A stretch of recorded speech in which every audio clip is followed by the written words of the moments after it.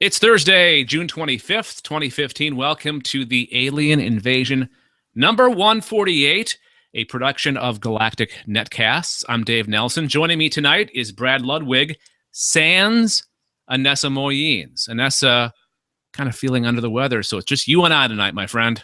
Yep, she's feeling a little under the weather, but she is doing a little bit better, so she may join us for the Sci-Fi Geeks Club, which we are recording soon after this. Yay! Yes. Sweet. Oh, I'm happier now than I was earlier. See, there you go. Always willing to bring a little sunshine to your day, Dave Nelson. So before we get into things, you guys had a really good look at the Aurora Borealis this week, right? Yes. We live in just above center north in Wisconsin. And we are a part of a D&D group, and we were playing D&D Monday night. This would have been, 22nd? Yeah, it was Monday the 22nd. So we finished up the game at about 10 p.m. our time, which is the central time zone. And we were looking kind of on the northwest, and, the sun sets at like 8:45. So at about 10:30, it's kind of bright. I'm like, wow, that's kind of weird. So Anessa and I had to take separate cars to this event. We drove back home. As I'm driving back, you can see the greenish curtains of light from the aurora. Whoa. And Anessa, being from Texas, really hasn't seen an aurora in person. Or if she has, it's been incredibly weak because the further south you go, of course, the northern lights don't do so well. So we got home and we quickly packed up some snacks and some sweatshirts, and she grabbed her camera and her tripod, and I took her to a location that is away from a lot of the light pollution. And it was only 20 minutes away from where we live. So we stopped there. We got there at about, 20 to 11 Central Time. And we were out for probably a good hour and a half, just taking pictures and watching the lights. And she got probably about, I'd say around 50 pictures of the aurora. And it was just beautiful. And it was funny because she was talking to some of her friends from down south who live in Oklahoma and in Texas. And she, listening to her have to explain the aurora, which is something that, we who have lived up north take for granted. We at some point in our life have seen, as children or whatever, we've experienced an aurora. So it was just really kind of. Speak for yourself. I've never seen it. Really? I've never seen it in person. Yeah. Well, now that you live even further north, my friend, you are going to have more opportunity. Well, you'd think, but where we live in the city, we get a lot of light pollution. So. Yeah, shoot. And Monday night, it was really cloudy, plus the light pollution, so we did not see it ourselves. Oh, shoot. Yeah. But no, she got a number of really beautiful pictures, and she's kind of been working her way through them and posting them to Facebook. So, maybe we'll get a chance to post some of those to the Galactic Netcast site too. Well, even better, follow Anessa on Twitter. Her handle, what is Moyens? Is it Moyens on Twitter? I believe it is Moyens. Yeah, Mooyeens, right? There we go. Yes, at Moyens, Mooyeens. Pretty sure she posted those on Twitter as well, or a few. She posted a number of them. Okay. But like I said, she did a kind of a grouping of JPEG and RAW photos, which RAW is a much higher quality version. It looks like she hasn't posted any to Facebook Twitter quite yet. But okay, well, what we'll do is this show doesn't go into the feed for a couple of days, so yeah, between now and then we'll pester Anessa enough that maybe she'll on Twitter. I'm sure she'll love that. I'll be like, hey, honey. Hey, hey, hey, hey, hey, hey, Hey, hey, hey, hey! Alan, Alan. Well, since you were doing that, I think. Alan. Okay. Alan, All right. Alan, All right. Alan, All right. Alan, Okay. Al, Fine. Alan, All right. Alan. All right. Let's enough with the silliness. Let's get on with the show. This is the podcast where we talk about extraterrestrial life in all of its forms, no matter where it may be. In the new, let's see, sci-fi, science fiction, science, pseudoscience, real life, people actually seeing flying saucers and weird lights in the sky, people being abducted, all that and more. And we do it in 3 sections: the news, the sightings feature, and our picks for the week. If you'd like to watch us do the show live, follow Galactic Netcasts on Twitter, Facebook, or Google+. You'll get notified in the feed when and where that's going to happen, or just go to youtube.com/Galactic Netcasts, or click the live page at galacticnetcasts.com. If you're watching us live right now, we do have a chat room now as well. So hop in there and say hi. Let's get on with the show and kick things off with the news. In the news,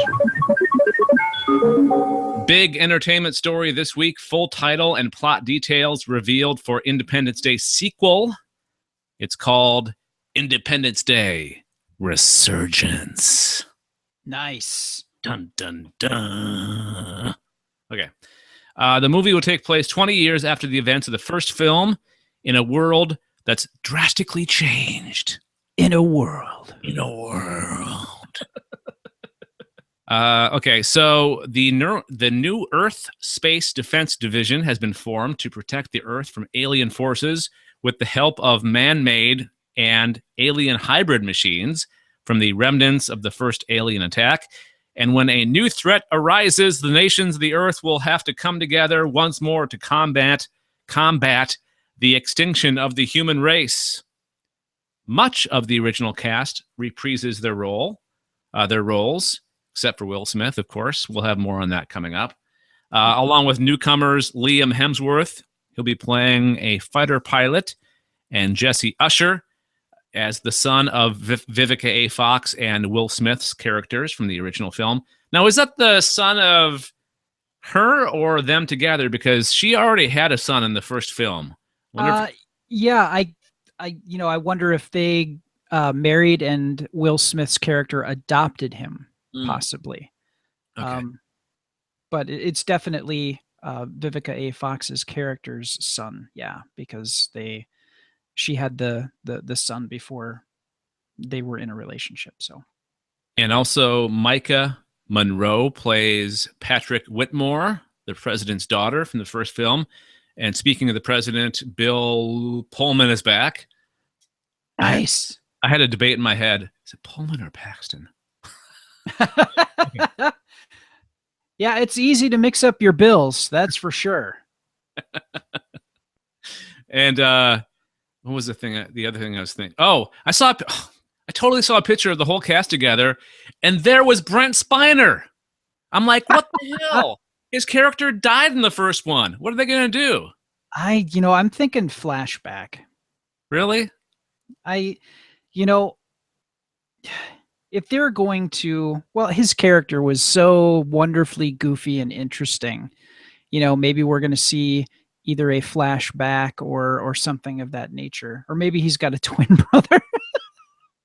I was thinking twin brother, or like some kind of like they use alien technology and made an AI, like an android, which would be ironic. Yeah, it really kind of would. Mr. Data's back. So, or you know what? Oh, I got an idea. What if it's the aliens using the likeness of Brent Spiner and like as a, I don't know, some kind of talking head for them, or some like some way of getting behind the lines, the human lines kind of thing. Huh. Spy action. Who knows? That is a very interesting theory. Anyways, okay, so yeah, seek out that picture, the cast photo. It's pretty cool. They're actually Roland Emmerich is really using social media pretty well this time. Well, during the first film. There was no social media, so Yes. what? It's going to be a full 20 years later, right? So it's Yeah. 1996. It came out originally. So Yes. next July, the new one comes out. All right. So I teased this. The real reason why Will Smith didn't come back for the Independence Day 2 sequel. And in an interview, Roland Emmerich, the director of both the original and its sequel, hinted that the actor's experiences on, ready for this? Okay.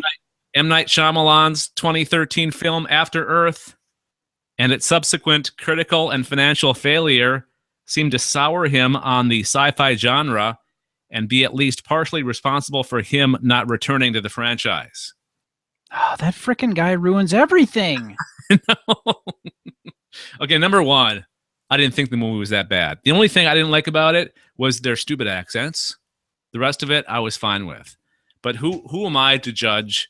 Everybody else seems to hate it and didn't do well financially. So I could see how that would ruin me if I was like, because he was a big genre star, right? He was Men in Black, Independence Day, and a lot of other, like iRobot. What was the one with the...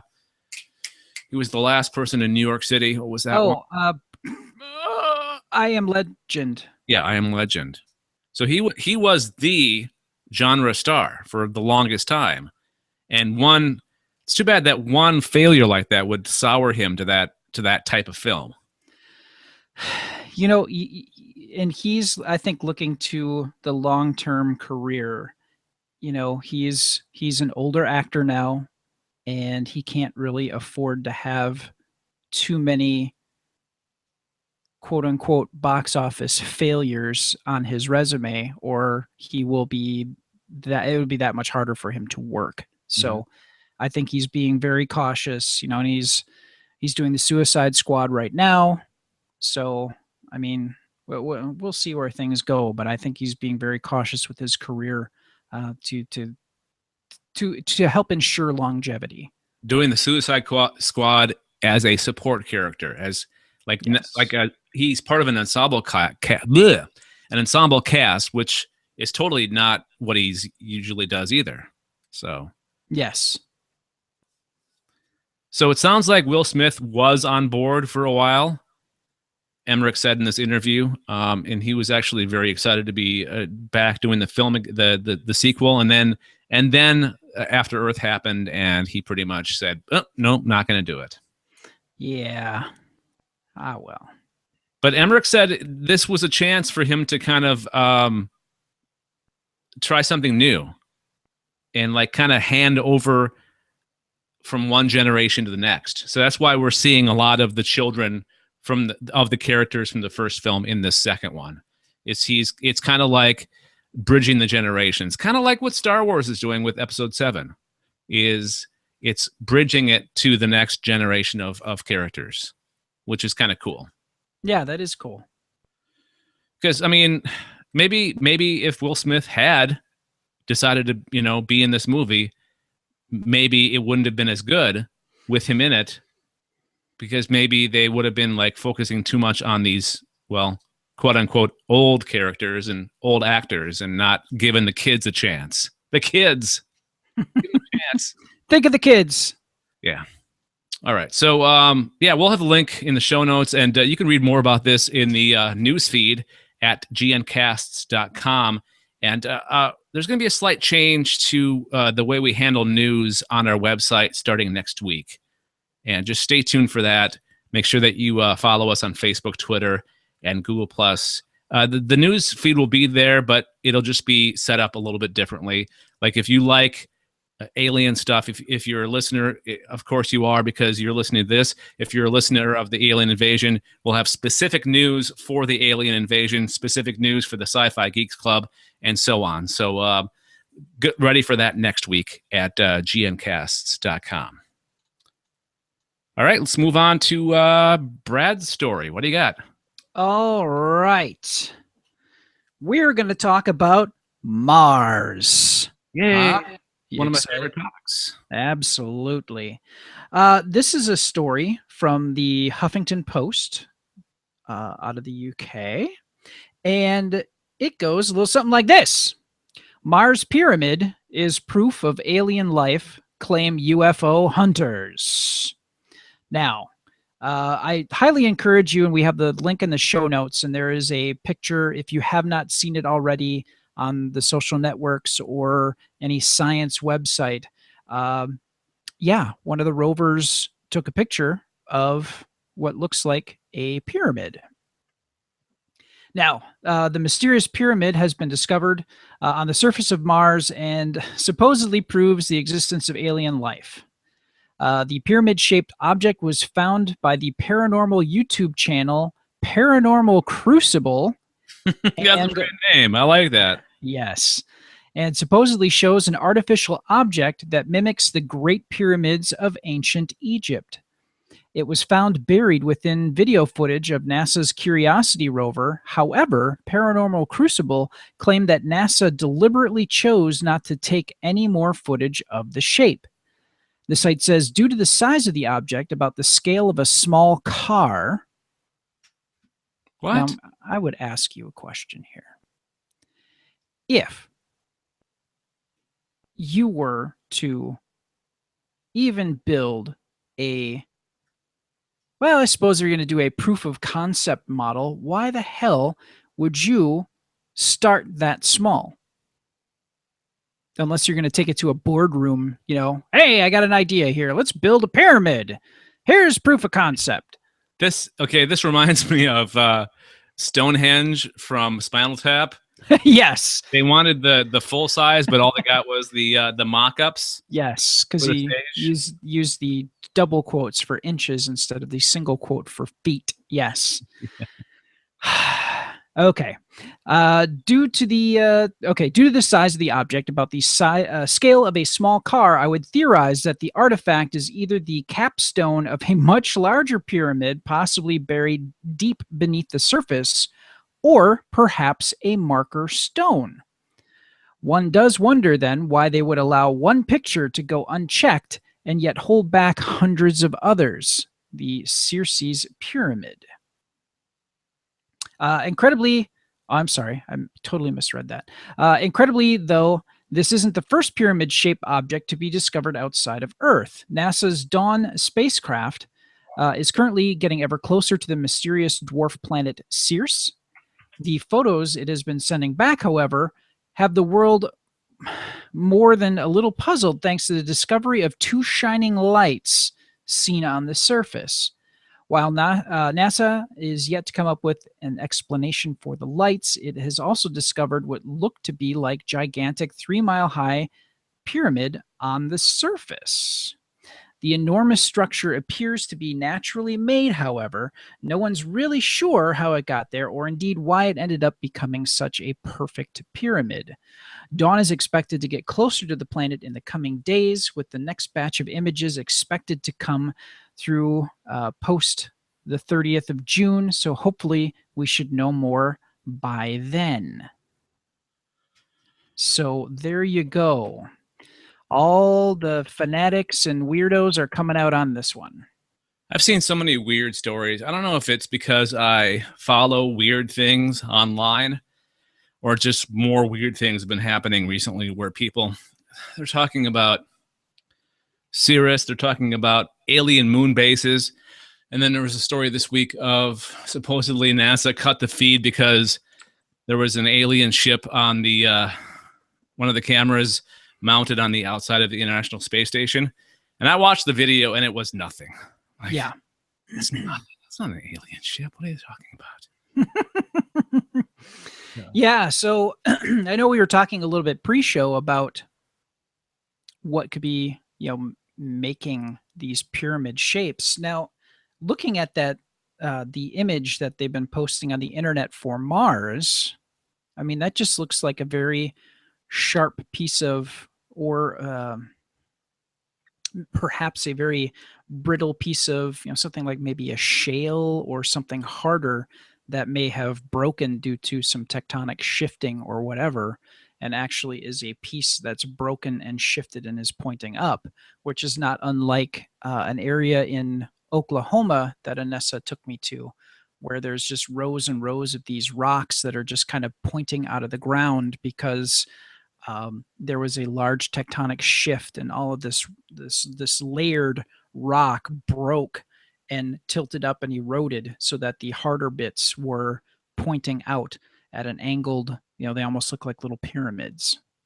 So, I mean, we have basis for that on Earth. So I really don't, and it's the size of a small car. Like I said before, if you're going to ooh and ah over something like this, it should be at least, the size of an Arby's, or, something bigger than a car. What say you, Dave Nelson?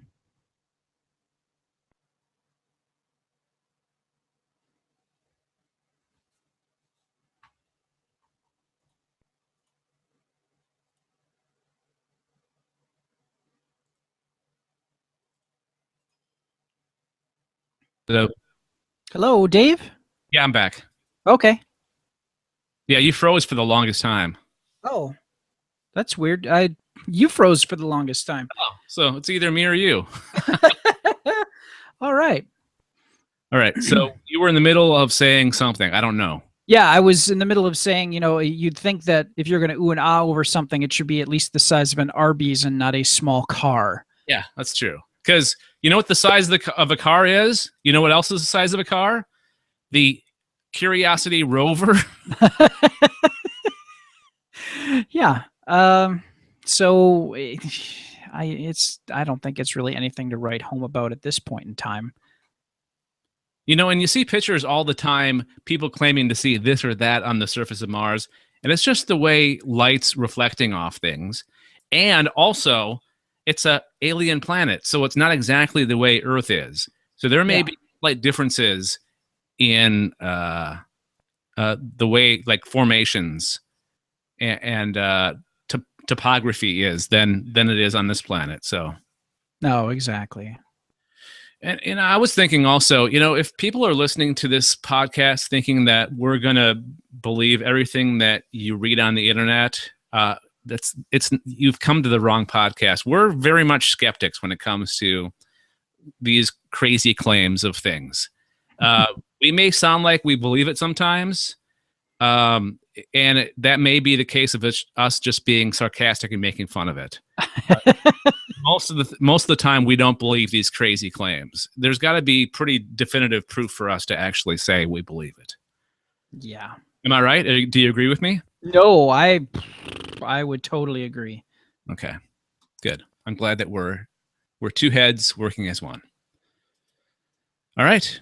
Again, we'll have the show notes to that story and all the stories in the show notes. We'll have the show notes in the show notes of the podcast. All right, one more story from me since Anessa's not here. Another entertainment story. This one is for the small screen. We talked about the big screen earlier. Let's move it down to the small screen. Comedy Central picks up bizarro TripTank spinoff, Jeff and Some Aliens. Question for you, Brad. Yes. Are you familiar with TripTank? No. Or bizarro TripTank? No, I am not. I'm guessing it's kind of like Adult Swim, sort of, maybe? Kind of a sketch comedy for animation. Huh. Interesting. Anyways, they've picked up what was just a portion of this one show into its own show. It's called Jeff and Some Aliens. The animated show stars comedian Brett Gelman as Jeff, the world's most average man, whose already awful life gets considerably worse when three aliens burst into his apartment with a mission from the heavens. The trio, green-skinned, endlessly cheerful, and constantly clad in nothing but tighty-whiteys, have been sent by the Galactic Council to watch Jeff and decide if the human race is worth saving. The TripTank shorts all follow a predictable pattern of mayhem. Jeff is depressed, and so the aliens do something well-meaning but deeply horrific. For example, stealing someone's skin and sewing him inside it to cheer him up.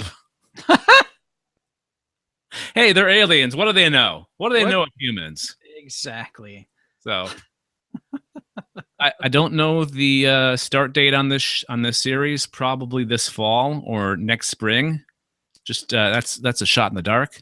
But in the meantime, you can see it as part of Bizarro TripTank or TripTank. I'm not sure if it's because the Bizarro is not capitalized.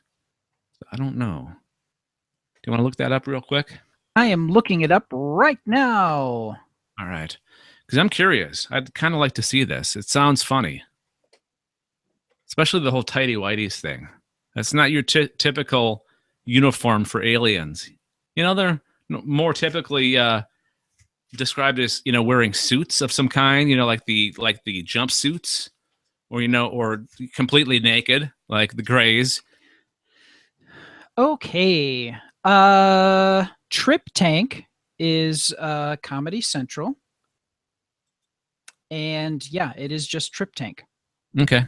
All right. I think they were just saying that the TripTank concept or their shorts are bizarro. Oh, okay. I understand.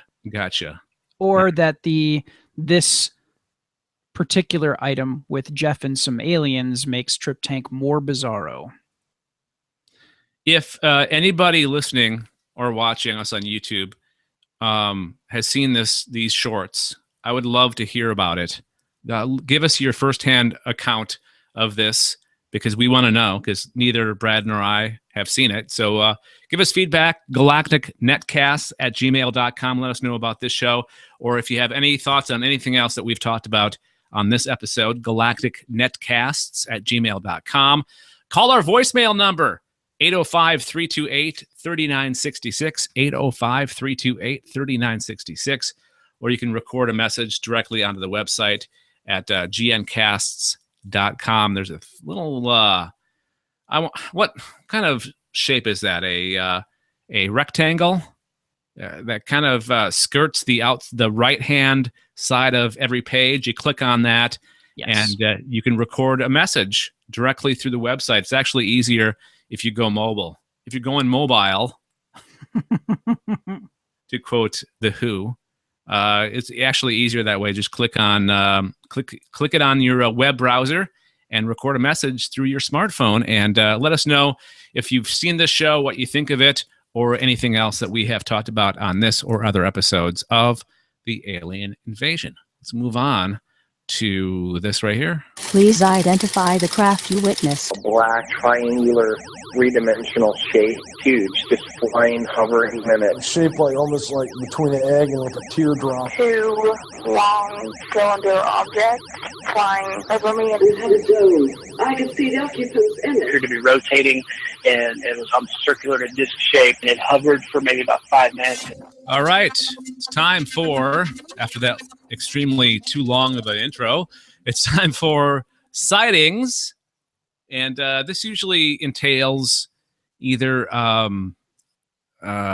well, more than often, more than anything, UFO sightings or sightings of a UFO nature, unidentified flying object, or, something alien that somebody's seen in the history of man or in the fictional universe. And this time it is a case from 1974 called the Wyoming case. And I got this from listverse.com. And if you haven't checked out Listverse, you really should. It's a great website. It just it gives you top 10 lists under certain subjects. Like this, I got this from the top 10, I think, strange UFO encounters. So if this doesn't do it for you, if this one doesn't do it for you, there's 9 more in this article that we'll put the link to in the show notes. So just be aware of that. So 1974, Carl Higdon was hunting in Medicine Bow National Forest in Wyoming, taking aim and firing at an elk when something strange happened. His bullet seemed to move in slow motion, kind of like on The Matrix, that slow motion. What? Yeah. As he went to retrieve the bullet, a sudden strange feeling came over him. Turning around, he saw a humanoid over 6 feet tall which he described as having a black jumpsuit. See, I said jumpsuit earlier, flight suit, a wide belt decorated with a 6-pointed star and emblem of yellow. It had straight hair standing out from his head, no eyebrows, bow legs, and long arms ending with rod-like appendages instead of hands. The being asked him if he was hungry. Hey, buddy, you look hungry. You want a snack? Can you imagine? It's very polite. Yeah. It's kind of like on Sheldon on Big Bang Theory. He always offers a hot beverage if someone's in distress. All right. So where was I? He asked him if he was hungry. Okay. And then he pulled out 4 pills, telling him if he ate one, he wouldn't be hungry for 4 days. I would love that. Give me one of those pills. I don't like that pesky eating. The humanoid then pointed to him, and in an instant, he found himself encased in a transparent device and wearing a helmet. 2 more humanoids appeared, carrying the 5 elk Higdon had previously hunted, which were now stiff and in an unnaturally frozen state. He was told he was going to their home planet, some 163,000 light years away, and subsequently arrived there in a flash. See, the question I have is, they took the 5 elk. Are they taking them back with them to eat? Human, Earth fauna, bringing back to their planet? Weird. Yeah. On the planet, he said, there were many buildings that resembled the Seattle Space Needle, and the planet's sun was of an intense heat. His next memory was of being back in Medicine Bow Park, and 2.5 hours had passed. He staggered in a deranged state, unable to find his truck, eventually finding it 3 miles away. He radioed the sheriff, who found him at midnight, exhausted and frantic, shouting, "They took my elk!" He's concerned. He's more concerned that they took his elk than he actually went to an alien planet in seconds. I think he missed the bigger point there. Yeah, I think so too. What do they say? What's the saying that you're burying the lead, right? Or you can't see the forest for the trees, Yeah, or I don't even know what's going on anymore. That would work better in this case because he was in a forest. After being taken to the local hospital and examined, they found all his vitamin levels were miraculously high, and tuberculosis marks he had on his lungs had vanished. Higdon's wife and 2 other people in the area saw green and red lights in the sky on the night of his abduction. So I guess he's got some evidence there, because they actually proved that medical things that were on record were no longer present, right? Yeah, I guess. Huh. That's very interesting. I'm intrigued by that. Could it been that they actually did that? Doctor gave me a pill, grew a new kidney. One of my favorite scenes from Star Trek 4. Yes, it's a great movie. So many good lines. Hello, computer. Computer. Here, I have a mouse to my mouth. No computer. Oh, how quaint. How do we know he didn't invent the thing? Yeah. Go back and watch that. You'll like it. Yes, absolutely. Yeah, it doesn't get old. All right, so there you go. That's our sighting this week. I love the description of these beings. Over 6 feet tall, they're humanoid-looking, black jumpsuit, a wide belt decorated with a 6-pointed star, and emblem of yellow. So it sounds like they were part of some space organization, a space fleet of some kind. Yeah, that is very interesting. Like a star fleet. Yeah. Bow legs, long arms ending with rod-like appendages. Maybe they use them to better manipulate their instruments on their ship, possibly. Quite possibly. Yeah. All right. That's your sightings. Any final thoughts before we move on to picks? No, I got nothing.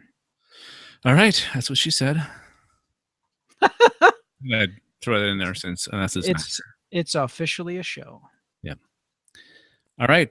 These are something that we have watched, listened to, read, played. I don't know, anything that we've taken into our senses as entertainment over the last week, all alien related. And I will let Brad go first. All right. You're going to have to hang with me here for a second. Okay. What I saw was a short film called Thresher. And it A farm film. is not a farm film. No, you'd think so, but it is not. It is like I said, a short film, but it's very horror oriented. The first scene, and it's about 7.5 minutes long, as I recall. And it, starts with you see a guy who's probably in his mid-20s, and he's in what seems to be by himself in a older home that's decorated with, like the crystal chandelier, low hanging, but there's like a little library, and he starts to play a vinyl record of classical music. And he does sit-ups, he does push-ups, and you see him working on a lock to a door. And when I say a lock, it's like a lock that you would put on a locker that is not a dial, but it has 4 individual wheels that you have to turn to the proper number before it will open. It's kind of longer, right? It's kind of... Yeah. It's sort of rectangular, but if you were to round the edges of the rectangle off and then put the, the classic, the hoop that you would have for the lock portion, so it looks like a standard lock. Okay. And he has what seems to be a well-worn notebook and a pencil, and he is writing the combinations that he's coming up with, and he is just going number by number trying to figure out what this is. So obviously he does not have the combination to this thing, and he is trying to get into this room.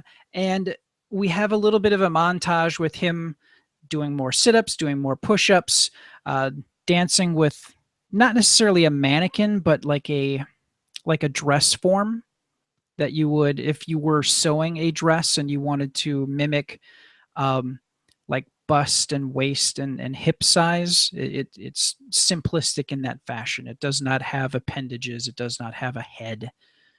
It is just merely there to represent a form for you to sew and use as a reference. So he's dancing with that to the music. Okay. This is interesting so far. Go ahead. It is very interesting. And then there's a door that's down the hallway that just slowly creaks open. And he goes to investigate. And things get very strange quickly from there. Now, I don't want to give away the ending, but there is a reason why this is in the Alien Invasion, and it does involve extra-dimensional beings. And I'm just going to leave it there. So it definitely has a Guillermo del Toro kind of sensibility to the shots and the lighting and the overall feel, and it definitely is Lovecraftian. So it does feel like something that a more contemporary version of a possible Lovecraft story. So out of 5 probes,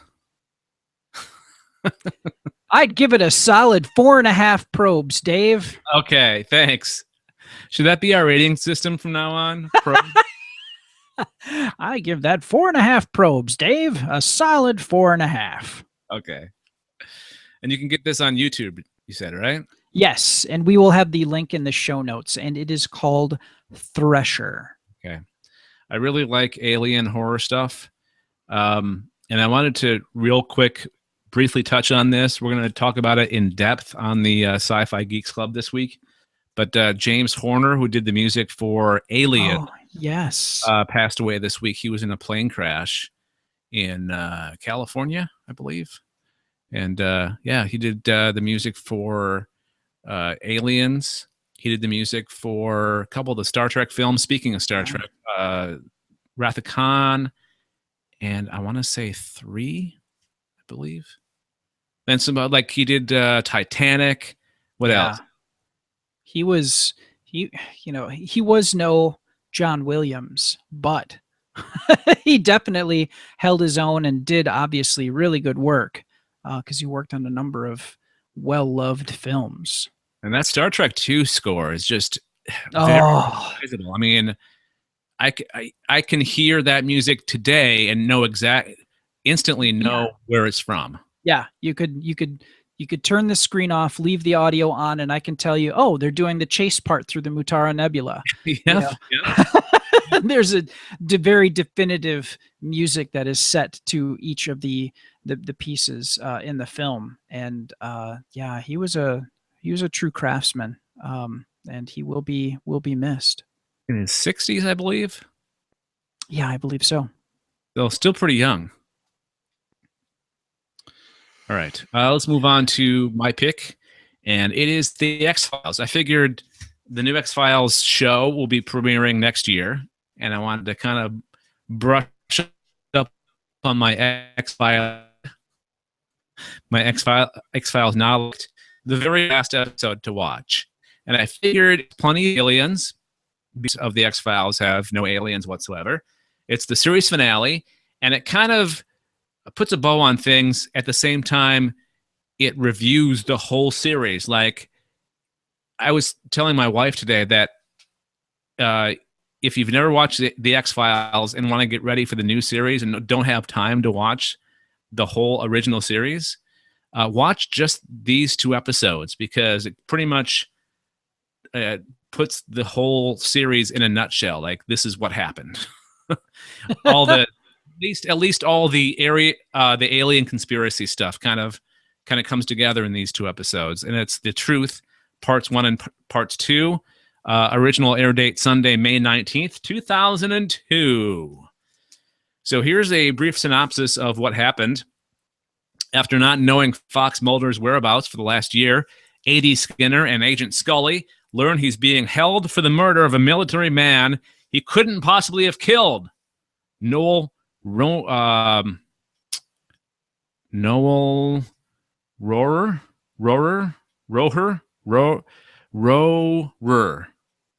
Help me out, Brad.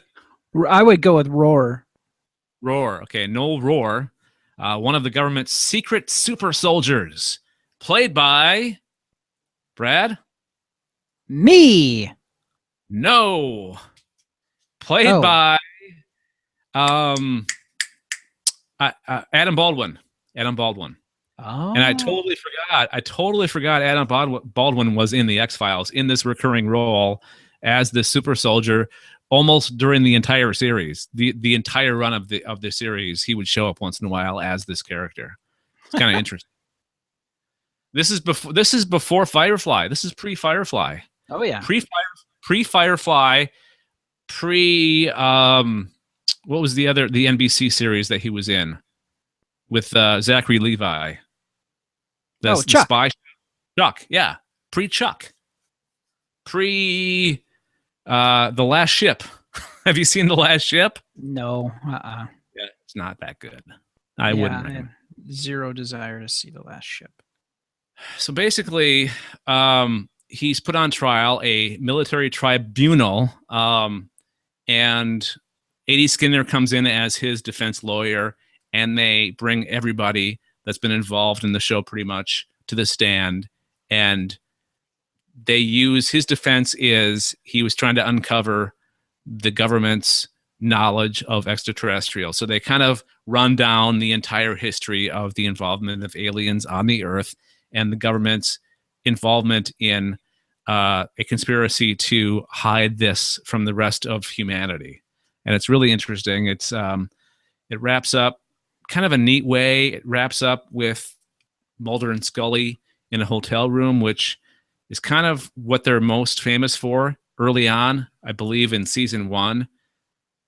Season one, episode one, I think they ended up in a hotel room, kind of. Yes.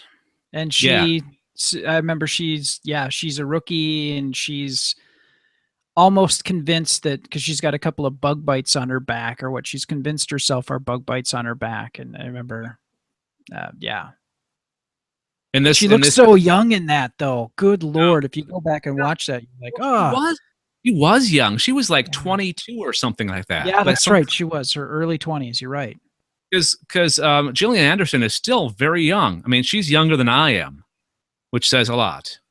Don't get me wrong. I mean, she just looks so baby-faced, and so does David Duchovny, though, too. Yeah, they both still look fantastic. I'm looking forward to that. Absolutely. I just wonder where they're at in this new series. Like, is Mulder working for the FBI? Is Scully still working for the FBI? You know, are they on their own doing their own independent thing? I'm really curious as to where they ended up, because the last movie, which was not that good, he wasn't working for the FBI, was he? No, I think that he was just working to get the truth, and the government really wasn't there to help, so he moved on. And then they have that child together. So I'm curious as to where that's going to fit in. And what's their relationship like? Are they still like lovers? Occasional F buddies? There it is.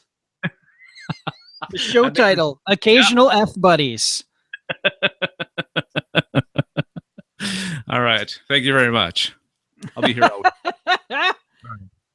So if you have Netflix, the whole damn series is on there. The X-Files. If you want to warm up, and there was a great article where I got the idea to watch these 2 episodes, and I forget where it was posted.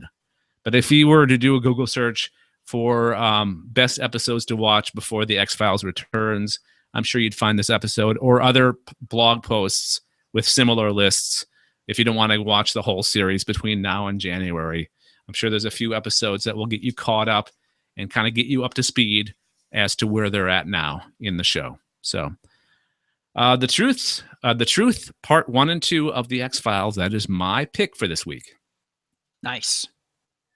All right. Before we get out of here, got to remind you to, if you're not a member of the Galactic Collective yet, please do so. We're taking recruits today. You can join the Galactic Collective by going to galacticnetcasts.com. There's a little image on the upper left-hand side. Click on that, and all the details as to how we want you to be part of the Galactic Collective. Basically, it's a fancy way of saying you can follow us on Twitter, Facebook, Google+, join our Facebook group, or become a supporter of us on Patreon, patreon.com/galactic or Galactic Netcasts. Just some, it's a cool, fun way of kind of packaging the whole social network vibe to what we do here with Galactic Netcasts.